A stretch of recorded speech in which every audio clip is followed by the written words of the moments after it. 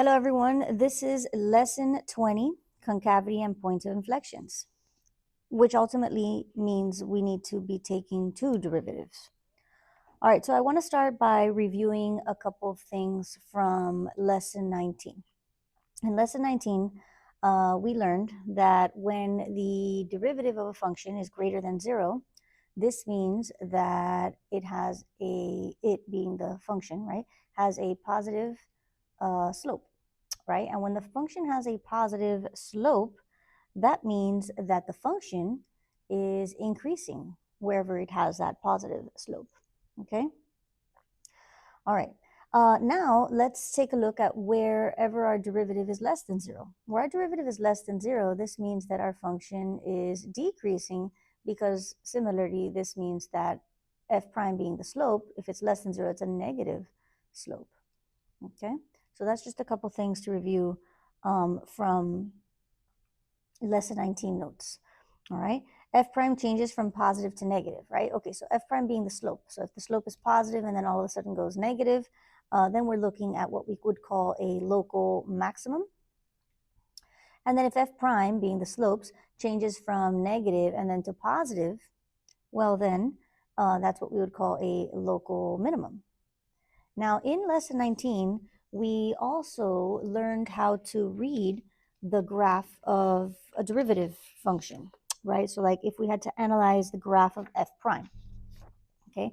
So if we were analyzing the graph of f prime, right? So now let's look at that, right? Let's put here maybe graphically. There we go, graphically. If f prime is greater than 0, if we think of what that means, right, the graph of f prime, well, then that would mean wherever the graph is above the x-axis, okay? So where the graph, or where the function, if you will, but the derivative function, right? So where the graph is above the x-axis. And then if we think about what it means for the derivative to be less than 0, or f prime to be less than 0, if we're looking at the graph of f prime, well, then that would mean that that's where the graph is below the x-axis. All right, so I want to write that here too, where the graph is below the x-axis. All right, that would represent f prime being positive and f prime being negative. All righty. Okay, so let's jump into lesson 20. That's just a couple things to review from lesson 19. Okay, so concavity, right? It's called concavity and points of inflection. So let's start with concavity. So concavity, you might remember from your pre-cal days, if you see a function that's opening up like this, we call this concave up. Now, what you should know is that when a function is concave up, we're going to be seeing f double prime is greater than 0, meaning that the second derivative is going to be greater than 0. And when it's concave down, f double prime is less than 0, okay? And the function, of course, will open down, okay? So second derivatives will help us find concavity. First derivatives for increasing and decreasing intervals, whereas second derivative will help us figure out what intervals our function is concave up or concave down. All right, so let's talk next about points of inflection, right? That's the next part of our title.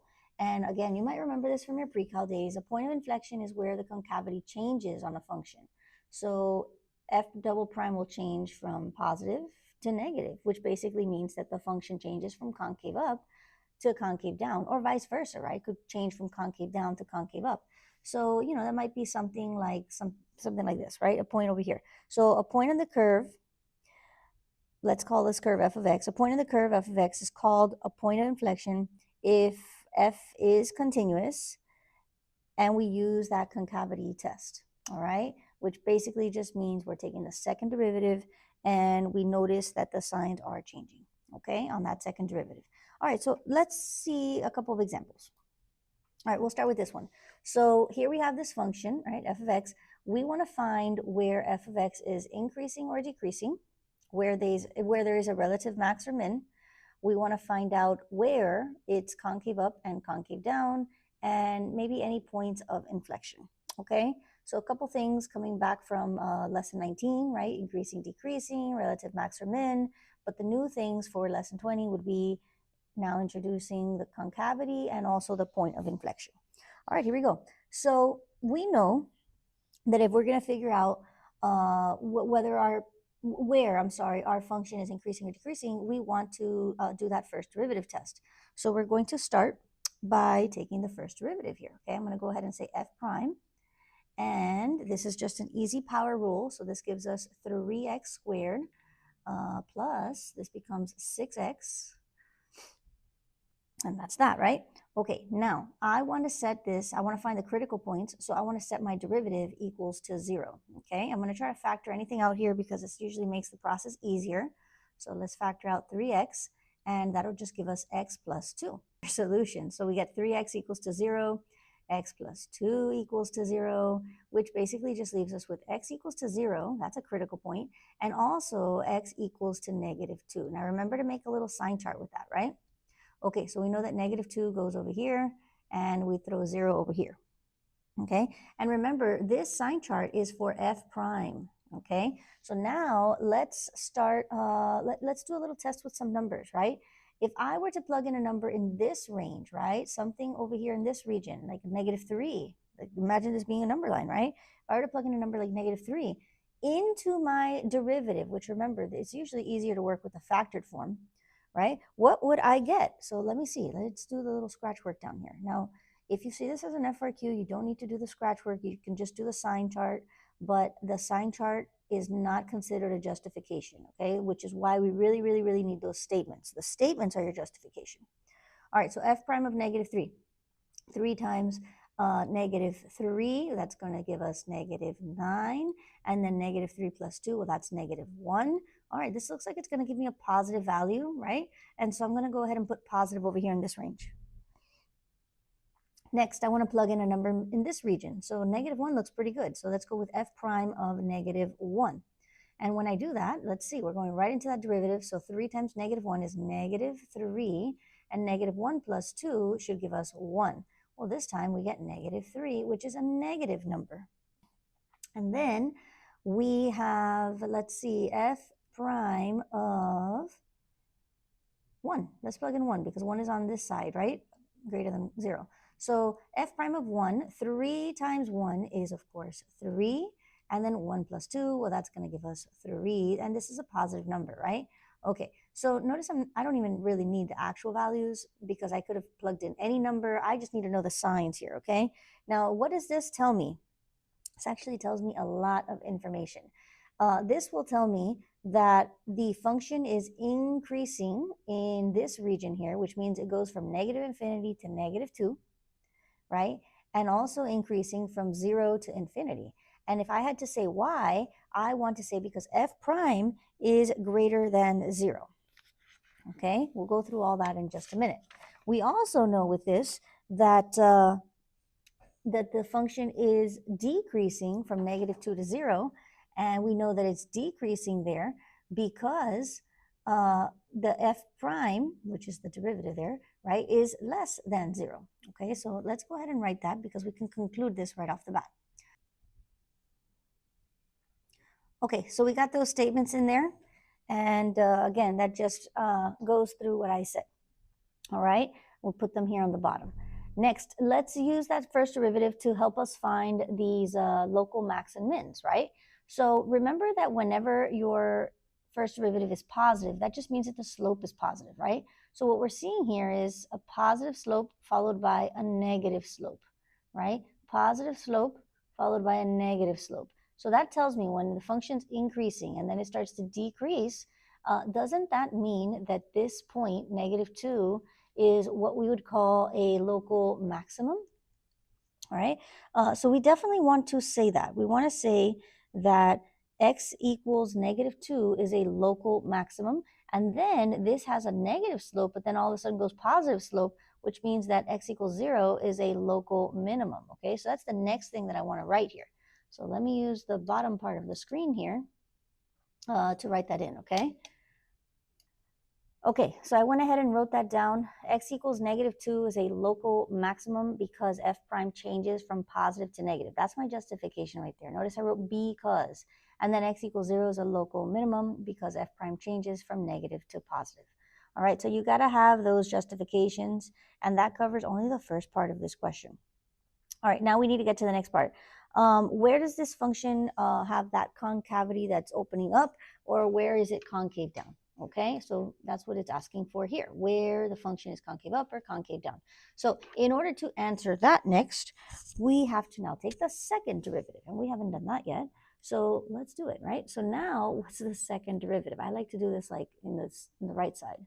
Okay, so the second derivative, well, I'm going to just take the derivative of this guy. So isn't that just 6x plus 6? Absolutely, right? And if I set that equals to 0, that'll also help me find like another critical point. Well, I can just factor out a 6, and I get x plus 1, which means 0 equals 6. That's no good. But 0 equals x plus 1 should give me something, right? And it actually does. It gives us -1.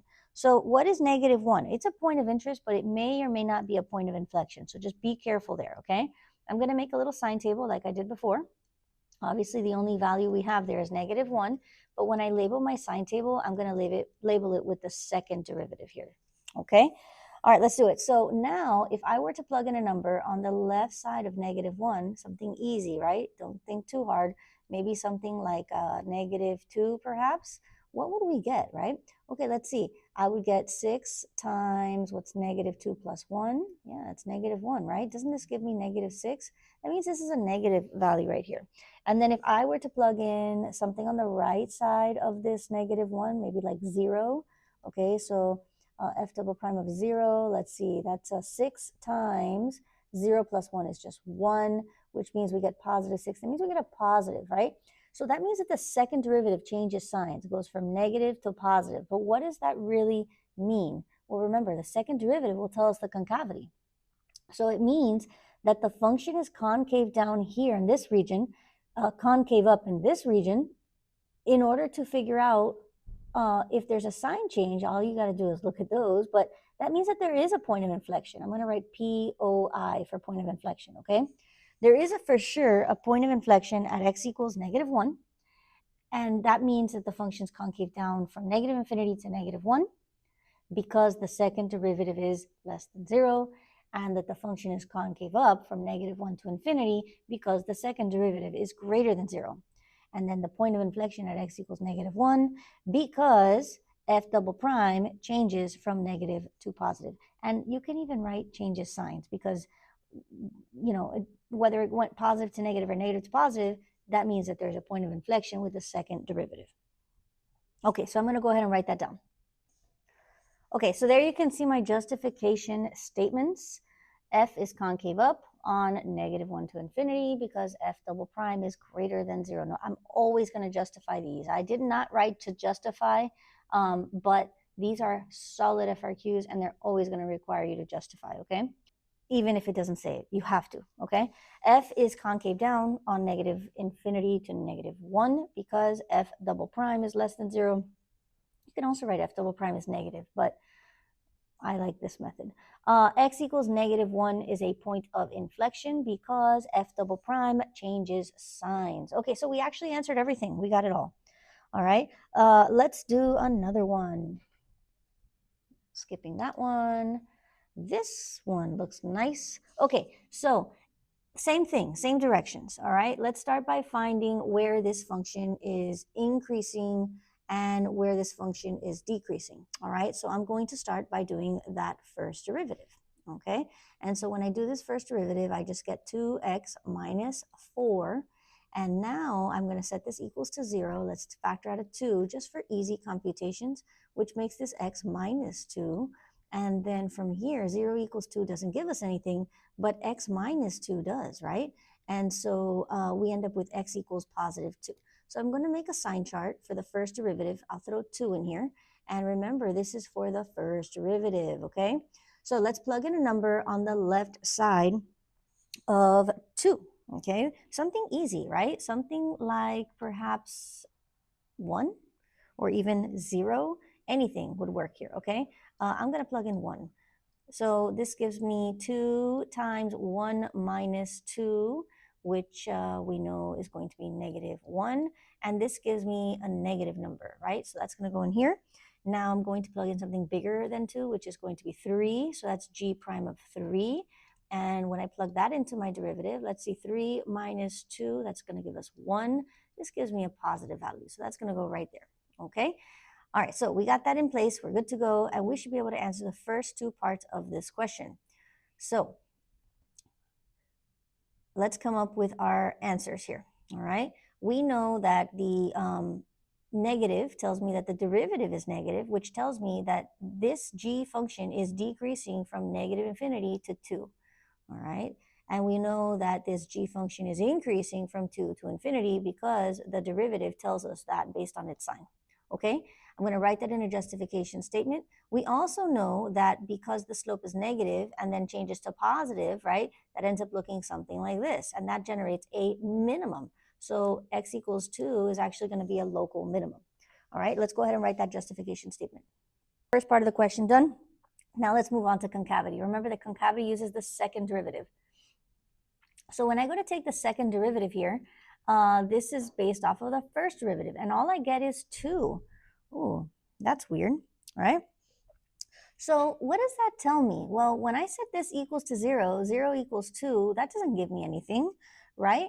0 equals 2, that's not even true, right? So could there be a point of inflection? No, we didn't get any x values, nothing that we can put as a critical point there. Also, not really a critical point. That's more of a point of inflection when you do this process on the second derivative. So what that means is this one has no point of inflection. Okay, and you might be wondering, well, why? Why doesn't it have a point of inflection? Well, take a look at what your second derivative is. Isn't it a positive number, right? I'm going to write here 2 is positive, which means it's always going to be concave up because it's always, second derivative is always positive. So this function g is concave up everywhere. Well, a fancy way to say everywhere is just to say on the interval from negative infinity to positive infinity, okay? All right, so that answers this question. I hope that that was helpful. Let's do a trig function just to refresh your memory and play with a trig function a little bit. Skip that one. Oh, but you can see here, even though I skipped it, taking the first derivative would require us to use a product rule, right? And a little bit of chain rule there. So, I mean, all that stuff comes into play. So it's what I was saying earlier. It's really important to know your derivative rules, okay? All right, here we go. So let's try with this question. Whenever you're given like a specific interval, that means that when you make your sign table, you don't want to go any far, like you don't want to go all the way to negative infinity to positive infinity. You want to keep it within that range, okay? So let's get started so I can show you what I mean. All right, we know that we're going to do the same process that we've been doing, which means to find where this function is increasing and decreasing, and then also where this function is concave up and concave down. And even though you might be like, oh, I remember what this function looks like from my pre-cal days, no big deal. I know that it looks something like that. And that's the 2 pi right there. So you might be able to get away with this without using the first and second derivative test, okay? Which is awesome. But what if you don't? Okay, if you don't, then, well, we go at it, right? So let's take that first derivative. All right, well, the first derivative is just going to be cosine of x, right? Hey, what happens when we set that equals to 0? Okay, so 0 equals cosine of x. Oh, where is cosine equals to 0? Well, let's see. Let me write here that this is the sine of x function.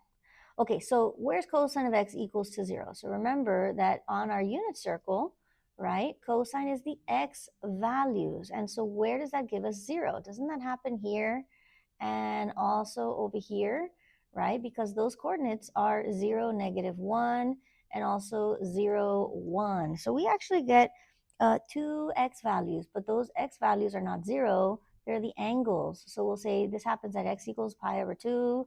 But it also happens at x equals 3 pi over 2, okay? Now, I don't want to use the inverse thing because I actually have the full range from 0 to 2 pi, so I actually want to consider both of these angles, all right? So let's do it. All right, so we got pi over 2.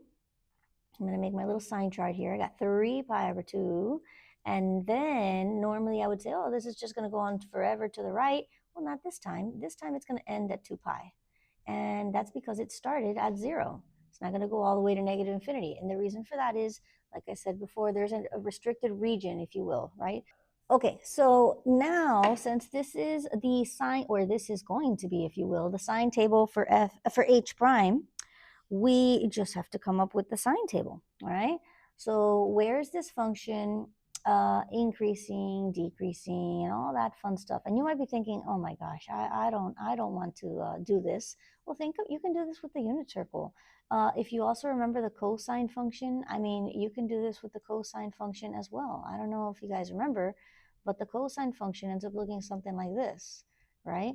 Halfway through the cycle there, well, this is 2 pi, right over here. Halfway through the cycle, that's going to be pi.